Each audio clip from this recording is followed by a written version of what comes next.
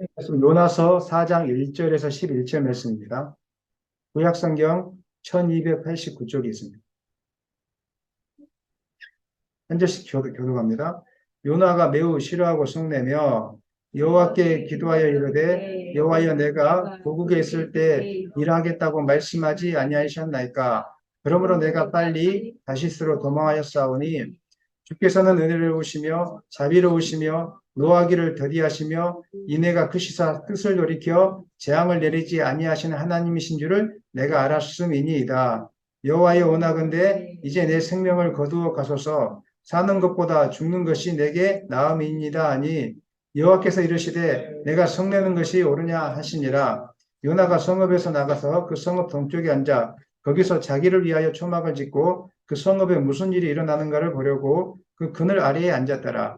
하나님 여호와께서 박넝쿨을 예비하사 요나를 가리게 하셨으니 이는 그의 머리를 위하여 그늘이 지게 하며 그의 괴로움을 면하게 하려 하심이었더라.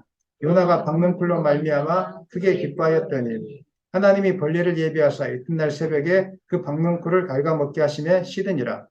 해가 뜰 때 하나님이 뜨거운 동풍을 예비하셨고 해는 요나의 머리에 쪼임에 요나가 혼미하여 스스로 죽기를 구하여 이르되 사는 것보다 죽는 것이 내게 나으니이다 하니라. 하나님이 요나에게 이르시되 내가 이 박넝쿨로 말미암아 성내는 것이 어찌 옳으냐 하시니 그가 대답하되 내가 성내어 죽기까지 할지라도 옳으니이다 하니라. 여호와께서 이르시되 내가 수고도 아니하고 재배도 아니하였고 하룻밤에 났다가 하룻밤에 말라버린 이 박넝쿨을 아꼈거든. 다 같이 하물며 이 큰 성읍 니느웨에는 사흘을 분별하지 못하는 자가 12만 명이요 가축도 많이 있나니 내가 어찌 아끼지 아니하겠느냐 하시니라. 아멘. 우리 한번 제목 크게 읽겠습니다. 온 세상을 향한 하나님의 사랑. 로마서 강의하다가 잠시 한 템포 좀 쉼표를 찍어야 되겠다 싶어서 오늘 합박국서로 강의를 하고 다음 주에 다시 로마서로 이렇게 돌아갈 수 있도록 하겠습니다. 로마서의 주제가 있다면 그것은 오늘 본문 말씀 제목처럼 온 세상을 향한 하나님의 사랑이라고 이렇게 정의할 수 있겠습니다. 하나님은 이곳에 예비하면서 하나님의 사랑을 깨닫고 하나님의 뜻 안에 거하는 백성들도 사랑하시지만 여전히 방황하면서 지금도 주일날 하나님을 찾지 못하고 세상으로 방황하는 그런 영혼들도 사랑하고 있는 분이심을 여러분 기억하셨으면 좋겠습니다. 여러분은 가족들을 위해서 기도하실 때 제발 영혼이 돌아왔으면 좋겠다. 제발 돌아왔으면 좋겠다. 얼마나 애타는 마음이 있지 않겠습니까? 그런 마음을 가지고 하나님도 지금 돌아오기를 계속 사인을 보내주고 있어요. 수많은 사람들을 통해서 돌아와야 될 것들을 계속 사인을 보내주고 있는데 마음이 강팍하다 보니까 이 사인을 받지를 못하는 거예요. 또 세상이 너무 좋다 보니까 이 사인을 받지 못하고 탕자처럼 이게 배회하게 되는 거예요. 탕자가 주는 교훈이 무엇입니까? 나중에 본문에도 한번 나오겠지만 세상을 마음껏 살아보라는 거예요. 내가 원하는 대로 한번 살아보라는 거예요. 교훈은 공허함밖에 없어요. 하나님은 성경을 통해서 이 세상은 다 허무하다, 허무하다, 허무하다 가르쳐 주지만 여전히 세상을 덜 살아본 사람들은 세상에 뭔가 있을 줄 알고 뭔가 있을 줄 알고 세상의 쾌락을 쫓아 욕망을 쫓아가는 것이 오늘 지혜 없는 사람들, 영적인 눈이 열리지 않는 사람들의 모습입니다. 그럼에도 불구하고 하나님이 야단치지 않으시고 그분들조차도 돌아오기를 원하고 있습니다. 우리가 할 일은 참고 인내하고 기다려주는 것입니다. 끝까지 하나님께서 하실 것을 바라보면서 하나님의 사랑으로 기다려주는 것입니다. 이 땅에 많은 사람들이 고통 속에 있는데 사실은 학생들은 그렇게 생각합니다. 본 대학에 지나가면은 인생이 이제 행복이 시작될 거라고. 근데 막상 대학에 가보면 그렇습니까? 그렇지 않지 않습니까? 대학이 졸업할 때가 되니까 또 이제 직장 문제에 고민을 하게 되죠. 야, 좋은 직장에만 들어가면 이제 인생이 펴질 것 같다고. 근데 직장에 가니까 또 그렇습니까? 그 인간관계가 너무 힘들지 않습니까? 사실은 일이 힘든 게 아니라 그 한 사람 때문에 괴로움이 심하거든요. 직장을 그만둘까? 또 그렇게 고민하다가 우리 자식들 보면 또 그만둘 수도 없고 하루에 수십 번씩 그만두려고 마음먹는 것이 직장 생활의 어떤 모습입니다. 그 끝날 줄 알았는데 이제 또 이제 결혼하면 행복하겠지 하고 결혼도 했지만은 결혼하면 행복합니까? 당장은 행복한 것 같지만 또 다른 문제가 생기잖아요. 아이가 태어나고 아이를 양육하면서 여러 가지 재정들 또 양쪽 부모님들과의 관계들 요즘 젊은이들이 왜 결혼 안 하려고 물어보니까 그 이유 중에 하나가 나는 이 남자 혹은 이 여자를 사랑하는 것이지 그 남자나 여자 집안에 관련된 부모하고 형제들하고 내가 연관되고 싶지 않다는 거예요. 그래서 동거는 가능하지만 결혼하기 싫다는 거예요. 어떻게 보면 또 말도 되는 것 같고 이해가 되기도 해요, 사실은. 한편으로는 하나님이 주신 그렇게 만드신 이유가 있는데 사실은 지금 당장은 그것이 이익이 되는 것처럼 보일지라도 나중에 보면 먼 훗날을 보면은 가족 관계를 형성하는 것이 불편한 게 아니라 서로를 지켜주고 보호하는 것일 텐데 어떻게 되든지 간에 또 그분들도 의견이 존중할 만해요. 너무 관계가 안 좋아져서 이혼하는 가정들이 많으니까. 하지만 성경은 같이 가족 관계를 이루어서 해야 될 것을 우리에게 지금 말씀하고 있죠. 나이가 들면은 이제 좀 편해지려나 또 지금 여기 젊으신 분들은 저도 젊지만 이제 일 그만두고 나이가 들면 여행 다니고 싶다. 그 다음에 뭐 좀 즐기고 싶다. 이런 생각들 한 번씩은 이제 품고 있을 거예요. 권사님께 한번 물어보세요. 나이가 들면 여유가 생깁니까? 마음에? 그렇지 않죠. 나이가 든다고 해서 이게 해결되는 게 아니에요. 인생이라는 것은 처음부터 끝까지 고난의 연속이고 늘 인생이라는 것은 풀리지 않는 그 무게의 짐을 가지고 살아가야 돼요. 짐이 없는 인생이 하나도 없어요. 부자든지 가난한 사람이든지 오히려 우울증 환자를 찾아보니까 모든 것을 이룬 사람들이 우울증이 많더라고요. 더 이상 쾌락을 느낄 게 없으니까. 오히려 돈이 부족해서 닭고기 하나로 만족할 수 있다면 그분들이 우울증이 없어요. 닭고기 하나 먹으면 기분이 좋아지는 거기 때문에. 뭐 세상의 것들을 다 누려본 사람들은 만족이 없기 때문에 오히려 우울증이 많다는 보고가 실제로 있습니다. 세상은 이렇게 살아보면 공허함밖에 없습니다. 왜 그럴까요? 우리의 마음은 하나님이 아니면 채울 수 없는 영적인 공간이 있기 때문에 그렇습니다. 그 공간, 특별히 마음의 공간에 하나님이 들어오셔야지 만족을 이룰 수 있어요. 이건 밥을 먹는다고 채워지는 것도 아니고, 여행을 다닌다고 채워지는 것도 아니고, 돈을 많이 번다고 좋은 학교에 간다고 채워지는 것도 아니에요. 하나님만이 채울 수 있는 공간이 있습니다. 하나님의 사랑이 우리 가운데 충만하게 임하여 채워지는 것입니다. 여러분 경험해 보지 않았습니까? 인생을 살다가 힘들 때 왕이신 나의 하나님 내가 주를 높이고 찬양 부르면 하나님이 나를 향한 하나님의 사랑이 느껴지면서 마음에 평안이 찾아오게 되고 문제가 문제처럼 보이지도 않게 되고 힘이 막 솟게 되잖아요. 밥을 안 먹어도 힘이 생기게 되는 거예요. 그게 무엇입니까? 하나님이 아니면 채울 수 없는 공간이 우리 가운데 있기 때문에 그런 것입니다. 예배가 너무 중요한 것입니다. 영혼의 갈증이라는 것인데 그 갈증은 하나님의 사랑이 깨달아질 때 해결되는 것입니다. 오늘 이 시간이 하나님의 사랑, 여러분을 향한 하나님의 사랑이 깨달아지기를 예수님의 이름으로 축원합니다. 하나님을 믿으면서도 하나님의 사랑이 깨달아지지 않을 때 찾아오는 두 가지 증상들이 있습니다. 많은 증상들이 있는데 제가 오늘 하박국서를 보면서 두 가지 증상을 한번 찾게 되었습니다. 첫 번째 증상은 분노인데 1절 읽겠습니다.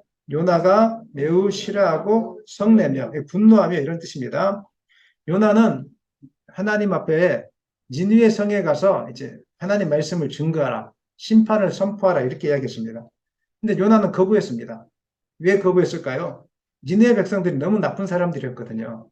니느웨 백성들은 전쟁을 하면 그냥 물러가는 것이 아니라 죽은 사람들의 코를 베고 귀를 베고 막 이렇게 시체를 훼손하면서 아주 극악무도한 사람들이 바로 니느웨 사람들이었어요. 그래서 니느웨 백성들하고는 뭐 전쟁도 하기 싫었어요. 그 당시에는. 너무 잔인하게 사람들을 죽이니까. 이렇게 해서 아니 왜 내가 그 땅에 가서 하나님의 복음을 증거해야 됩니까? 그냥 죽게 내버려 두시죠, 하나님. 저 심판받아 죽게 내버려 두시지. 왜 복음을 증거해야 됩니까? 이렇게 해서 요나가 거부합니다. 배 타고 도망가죠, 다시스로. 도망가니까 하나님이 폭풍우를 내려서 이제 배의 어떤 사건들을 통해서 바다에 뛰어내려 던지게 하고 물고기 뱃속에 들어가게 하고 물고기 뱃속에서 이제 구원을 받게 되고 육지에서 풀려나는 이런 일이 있게 되어집니다. 그리고 요나가 니네 성에 가서 싫었는데도 불구하고 하나님의 말씀이니까 하루 종일 성을 돌면서 니네 백성들에게 하나님의 심판이 임할 것을 막 선포하고 다닙니다. 하나님의 심판이 임합니다. 여러분들이 회개하지 않으면 하나님의 심판이 임해 다 죽습니다. 막 이렇게 선포하고 다니게 되는 것입니다. 요나는 하나님의 심판을 선포하면서 속으로는 기뻤을지도 모르겠습니다. 빨리 끝내고 가자. 그리고 하나님의 심판이 어떻게 임하는지를 눈으로 보자. 저 사람들은 잔인하게 죽여야 돼. 뭐 이렇게 했을지도 모르겠습니다. 그런데 갑자기 예상치 못한 일이 일어나기 시작한 것입니다. 니네 사람들이 이 말씀을 듣고 회개하기 시작한 것입니다. 말도 안 되는 일이 일어났어요. 성령의 역사가 일어난 거예요. 니네 사람들이 굵은 베옷을 입고 음식을 선포하고 왕도 보좌에서 일어나서 왕복을 벗고 붉은 베옷을 입고 제의에 앉았습니다. 그리고 니네 사람들이 다 회개하기 시작했습니다. 하나님을 알지 못한 이런 백성들이 어떻게 이런 일이 일어나겠습니까? 놀라운 일이 일어나지 않겠습니까? 그 현장을 오늘 말씀을 통해서 한 절씩 한번 읽어보겠습니다. 4절로 9절 한 절씩 읽습니다. 요나가 그 성읍에 들어가서 하루 동안 다니며 외쳐 이르되 40일이 지나면 니네가 무너지리라 하였더니 선포하시죠. 선포하고 있죠. 5절 니네 사람들이 하나님을 믿고 금식을 선포하고 높고 낮은 자를 막론하고 굵은 베옷을 입은지라. 6절 그 일이 니네의 왕에게 들림에 왕이 보좌에서 일어나 왕복을 벗고 굵은 베옷을 입고 제위에 앉으니라. 7절 왕과 그의 대신들이 조서를 내려 니네의 선파에 이르되 사람이나 짐승이나 소떼나 양떼나 아무것도 입에 대지 말지니 곧 먹지도 말 것이요 물도 마시지 말 것이며. 8절 사람이든지 짐승이든지 다 굵은 베옷을 입을 것이요 힘써 하나님께 부르짖을 것이며 각기 악한 길과 손으로 행한 강포에서 떠날 것이라. 9절 하나님이 뜻을 돌이키시고 그 진노를 그치사 우리가 멸망하지 않게 하시리라. 그렇지 않을 줄 누가 알겠느냐. 놀라운 일이 일어난 거예요. 하나님을 알지 못한 백성들이 이 선포를 듣고 놀랍기 시작한 거예요. 그래서 막 회개하고 온 땅에 조서를 내려서 같이 회개하자 그러고 먹지도 말자 그러고 놀라운 일이 일어났습니다. 세종시에 이런 일이 일어나기를 소망합니다. 우리가 먼저 이런 일이 일어나기를 소망합니다. 하나님 말씀 앞에서 겸손하고 하나님 말씀이 이렇게 살아야 되겠구나 선포되어졌을 때 힘들지만 그냥 회개하고 그렇게 살아가는 역사가 일어났으면 좋겠습니다.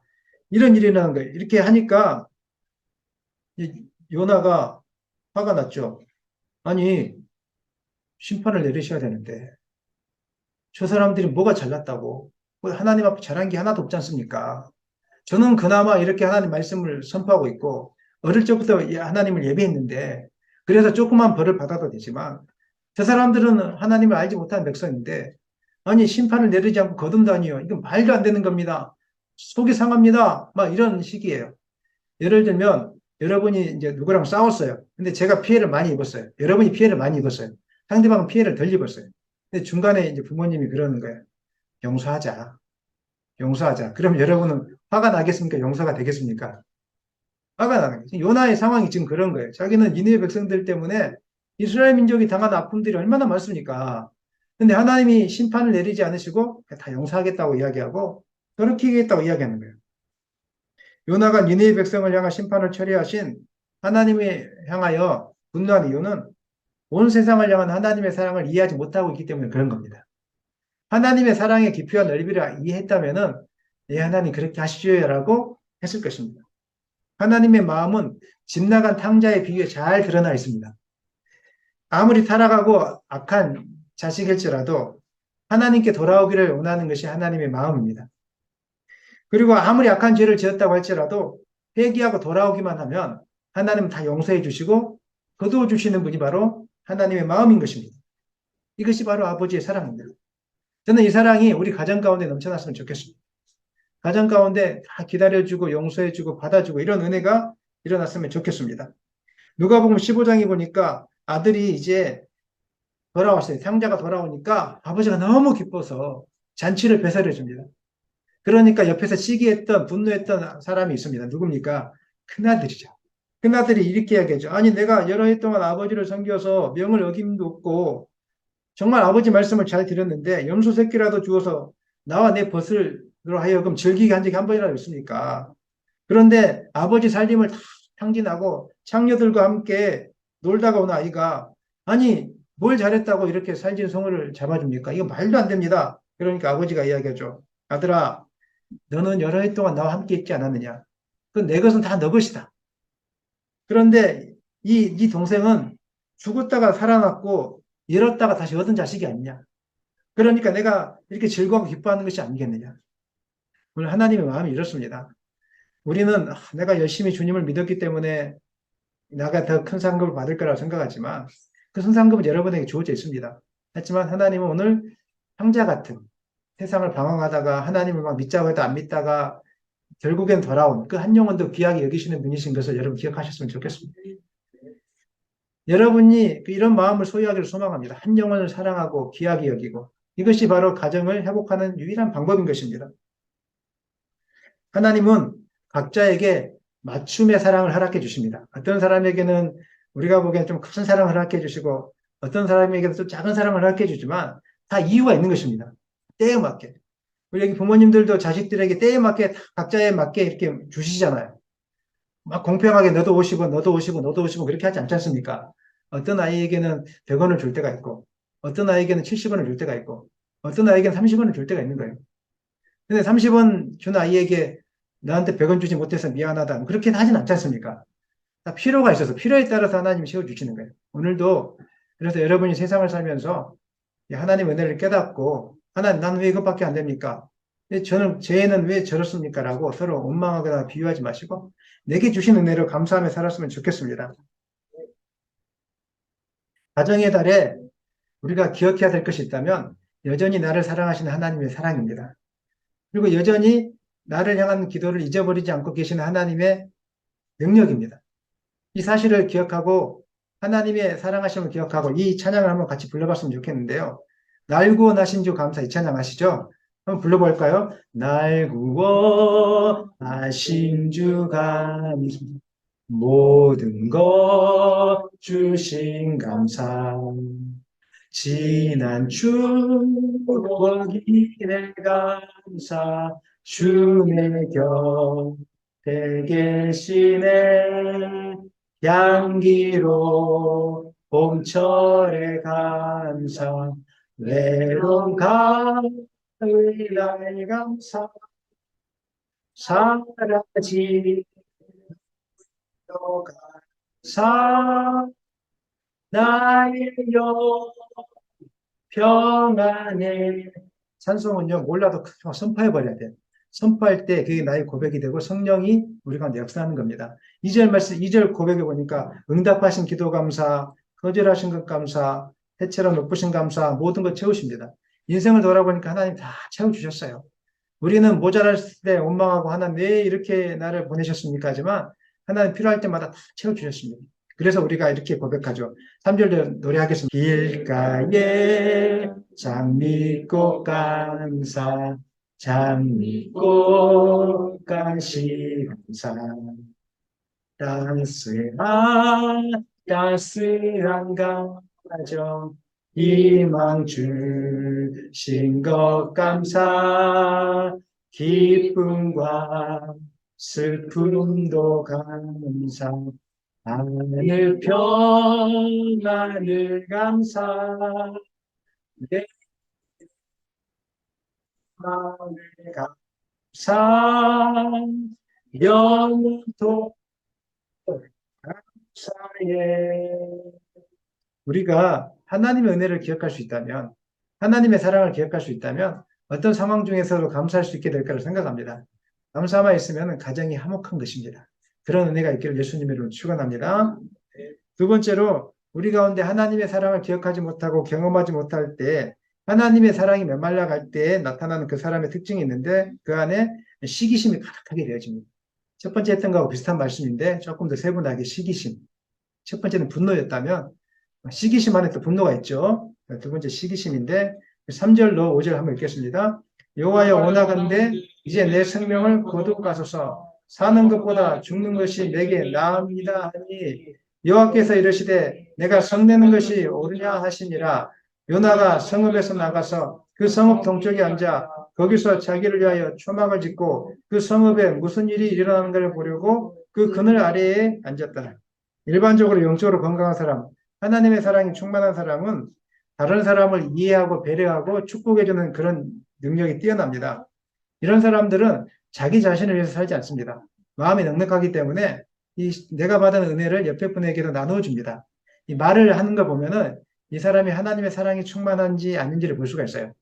항상 공격적인 언어를 쓰신 분들이 있죠. 대화를 하다 보면은 본인은 잘 못 느낄 거예요. 근데 상대방은 느껴요. 그 상대방이 느낄 때, 이분하고 대화하면 좀 기분이 나쁘다, 이런 분 있어요. 그쵸? 고개를 한번 끄덕여 주세요. 그쵸? 네. 근데 어떤 사람은 대화하면 정말 마음이 예쁘고 편해요. 보니까 연예인들 중에도 그런 분들이 있더라고요. 말을 예쁘게 너무 잘하고 배려해주고 보면은 방송을 볼 때 그분들 보면 마음이 따뜻해져요. 근데 어떤 분들은 아무것도 아닌데 짜증내고 공격적이고 말을 그렇게 하시는 분이 있어요. 무슨 차이겠습니까? 그 안에 하나님의 사랑이 있느냐, 없느냐. 감정적으로 하나님의 사랑이 메말라 버린 사람들은 늘 공격적일 수밖에 없는 것이죠. 여러분들은 배고플 때 막 웃으면서 하하하 배고파 이렇게 하십니까? 아니면 좀 화가 막 올라옵니까? 예, 남자들은 배고프면은 짐승처럼 변한다고 이야기합니다. 그래서 남자들은 절대 배고프게 하지 말라는 법칙이 있습니다. 절대로. 예, 그래, 남자는 밥만 주면 다 끝납니다. 우리 여기 계신 우리 여자 성도님들 잘 기억하십시오. 남자는 단순해서 밥만 주면 다 끝나요. 그냥 뭐 다른 거 없어요. 밥만 잘 주면 빠를 때 배고픈 것 같다. 그래서 라면 한 그릇 하나 해주면 그렇게 단순합니다. 남자들이 복잡하지 않습니다. 집사님 맞죠? 네. 저도 그렇습니다. 뭐 먹는 것만 해결되면 다 끝나는 것이지 뭐 옷을 잘 좋은 거 입고 신발을 좋은 거 신고 이런 거 전혀 상관없어요. 너무 단순하기 때문에 먹는 것만 잘해주시면 되는 것입니다. 여자분들은 또 이제 사랑이 많이 필요하죠. 관심이 또 많이 필요하고 그래서 섬세하죠. 여자들은 성경에 이렇게 나와 있지 않습니까? 이런데 이제 축복을 잘해줍니다. 하나님의 사랑이 충만하신 분들은. 하지만 메말라 버린 사람들의 특징이 있다면 자꾸 옳고 그른 것만 따져요. 로마서를 묵상했지만 옳고 그른 게 뭐가 중요합니까? 영화의 대사가 있지 않습니까? 뭐가 중요한디? 이렇게 나왔지 않습니까? 아니, 옳고 그름 따져서 뭐 할 건데요? 일이 되게 만들어지는 게 좋은 것이고, 어떻게 화합해가지고 나가는 게 중요한 것이지, 그 옳고 그름 따지는 것이 무엇이 중요합니까? 중요하지 않습니다. 제가 오늘 예배 드리다가 사도신경 빼먹었다고 생각하십시오. 뭐가 중요합니까, 그게? 예배를 하나님께 진실한 마음으로 드려지는 것이 중요한 것이죠. 찬송 부르다가 가사가 틀렸어요. 박자가 틀렸어요. 저희 교회는 그런 분들이 없지만 음악을 전공하신 분들은 예민하더라고요. 그래가지고 반드시 끝나면 이야기를 해요. 목사님 오늘 그 예배 시간 박자 틀린 거 아시죠? 4분의 3박자인데 8분의 6박자를 불렸습니다. 그런 분들이 있어요. 제가 그 청년들 찬양 인도할 때 박자 틀렸다고 이렇게 하신 분들이 있어요. 그러면 좀 마음이 그래요. 무엇이 중요한 일을 모르고 자꾸 그러시는 분들이 있다는 거예요. 오늘 요나서 선지자가 그렇습니다.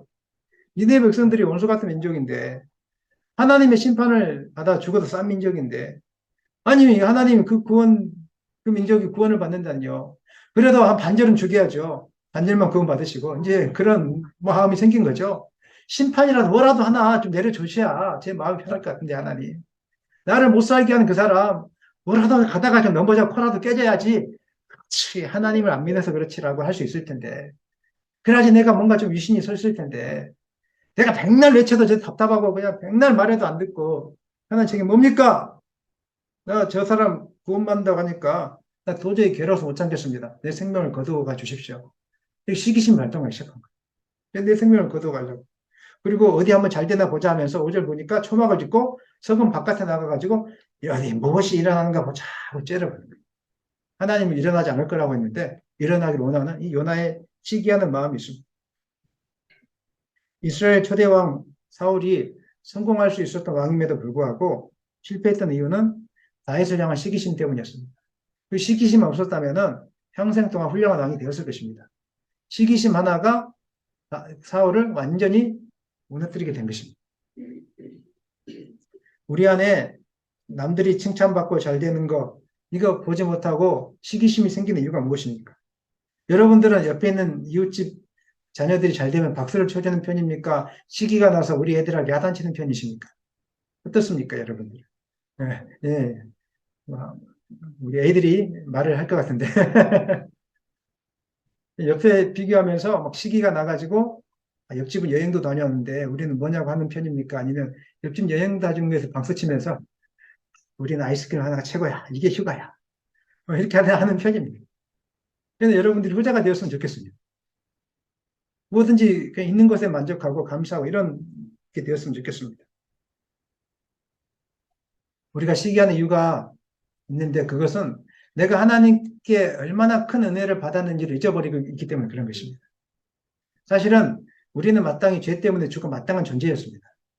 하나님의 은혜가 아니라면 은빛교회라는 이 공간에서 우리가 예배하지 못합니다. 그냥 만나지도 못했을 거예요. 하나님의 은혜로 우리가 복을 받아서 구원의 은혜가 임한 것이고 복을 받아서 이곳에 모인 것입니다.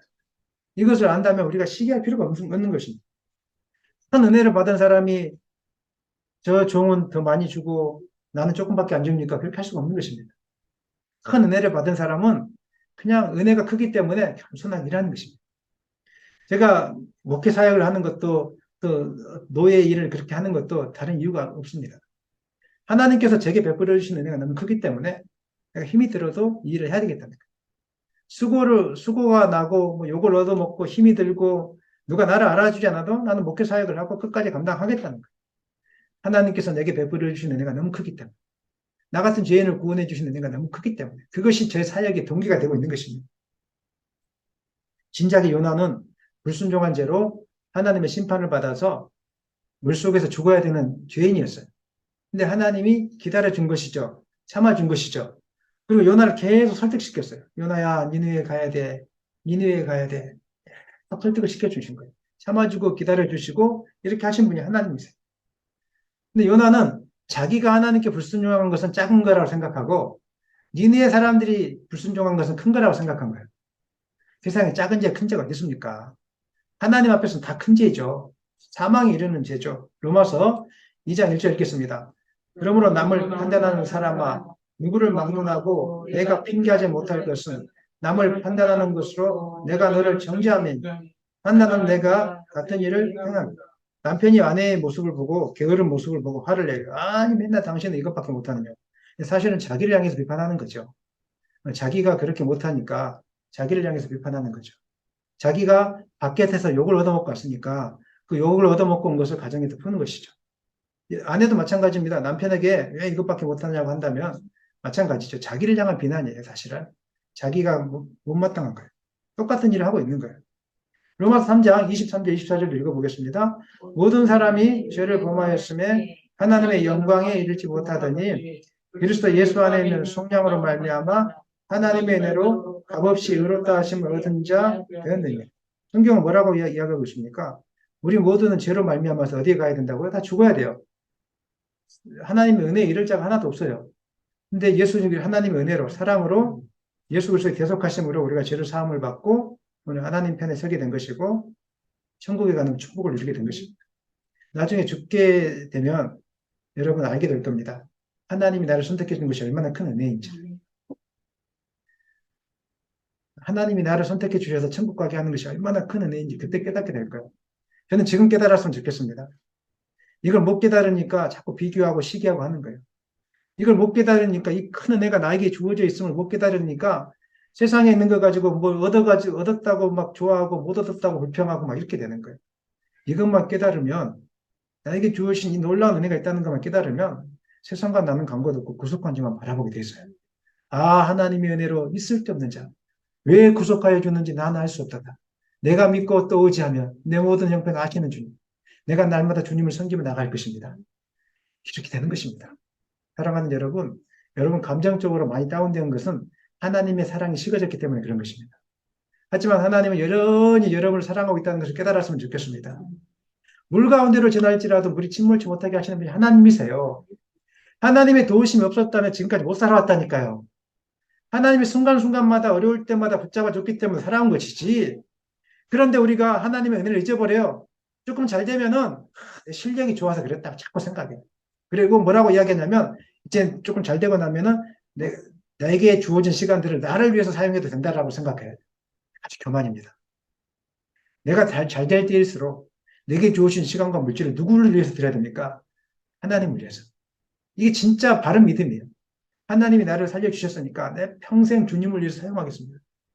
그냥 아침에도 일찍 와서 같이 저랑 팝콘도 튀기시고 교회당도 같이 청소도 하시고 그냥 와서 같이 기도도 하시고 피곤하지만 내게 베풀어 주신 하나님의 은혜가 너무 크기 때문에 나는 그 은혜 때문에 내가 이걸 하겠습니다. 그런 여러분이 되시기를 예수님의 이름으로 간절히 축원합니다. 우리의 삶의 불행의 시작은 하나님의 은혜를 잊어버리고 내가 자격 있는 사람이라고 생각하기 때문에 불행이 시작하는 거예요. 부부싸움은 서로에 대한 고마움을 잊어버리는 순간에 부부싸움이 시작하는 거예요. 만약에 상대방이 나를 구제해 준 거에 대해서, 나를 사랑해 준 거에 대해서, 나를 섬겨 준 거에 대해서 감사할 수 있다면 우리 부부싸움 절대 할 수 없습니다. 그런데 상대방에 대한 고마움, 그 은혜를 잊어버리는 그 순간에 자꾸 뭔가를 요구하게 되고 그거 안 들어줬다고 싸우기 시작하는 거예요. 형제간에도 마찬가지고 형제간의 시기도 은혜를 잊어버리기 때문에 상대방에 대한 은혜를 잊어버리기 때문에 형제들이 미운 형제라도 살아있으면 여러분 감사하시기를 바랍니다. 아멘도 좀 해주세요. 예. 연약한 형제라도 살아있으면 감사하시기 바랍니다. 형제가 병들어서 사고로 하늘나라에 가버리면 보고 싶어도 볼 수가 없는 거예요. 미워도 살아있으면 여러분이 감사하셔야 돼요. 살아있으면 감사하셔야 돼요. 이게 제대로 진짜 영적인 은혜가 열린 사람의 특징이에요. 근데 영적인 은혜가 임하지 않으니까 매일 막 서로 비난하고 저주하고 저는 그래요. 많이 겪어봤기 때문에. 옆에 분에게 축복하시죠. 살아있으면 감사합니다. 네, 한 번 더 옆에 살아줘서 감사합니다. 이러면 충분하지 않겠어요? 옆에 없으면 어떡할 거예요, 이제? 그러니까 그것만으로도 감사할 수 있다면 되는 거죠, 우리가. 이게 바로 삶이 행복해진 비결이에요. 하나님께서 나 같은 자를 살려주시고 이렇게 은혜를 베풀어 주셨는데 옆에 같이 살아만 있는 것만으로도 나한테는 다른 거 안 해줘도 돼. 하나만 있어 달라고. 제발 사람만 있어 달라고. 이게 진짜로 하나님 믿는 사람의 특징입니다. 은혜를 받은 사람의 특징이에요. 고린도전서 15장 9절로 10절 읽겠습니다. 나는 사도 중에 가장 작은 자라. 나는 하나님의 교회를 박해하였으므로 사도라 칭함받기를 감당하지 못할 자니. 그러나 내가 나된 것은 하나님의 은혜로 된 것이니 내게 주신 그의 은혜가 헛되지 아니하여 내가 모든 사도보다 더 많이 수고했으나 내가 한 것이 아니오 오직 나와 함께 하신 하나님의 은혜. 사도도 모든 사도보다 더 많이 수고한 게 바울이에요. 아시죠? 그냥 하루 종일 걸어서 여러분 지도를 보면 아시겠지만 이스라엘부터 시작해가지고 위에 터키, 그 다음에 이스탄불로 넘어가서 배 타고 갔지만 마게도냐라고 하는 북유럽, 그 다음에 이탈리아 로마 쪽에 이탈리아 반도 쪽에 그리스 쪽에 남유럽 여기를 혼자서 배 타고 걸어 다녔어요. 그러면서 맨날 쫓겨다녔어요. 유대인들 깡패들 때문에 맨날 쫓겨다니는 거예요. 여러분 할 수 있겠습니까? 저도 사실은 누군가가 저를 공격하면 힘들더라고요. 저도 그런 시기들을 좀 많이 받고 살았고 지금도 여러 가지 시기를 받고 있는데 공격하면 잠이 안 오더라고요. 살도 빠지게 되고 힘도 빠지게 되고 이러는데 사도 바울은 돈이 나옵니까? 무슨 뭐가 주어집니까? 그냥 복음의 은혜에 사로잡혀서 복음을 증가하고 있는데 가는 곳마다 깡패들이 있네요.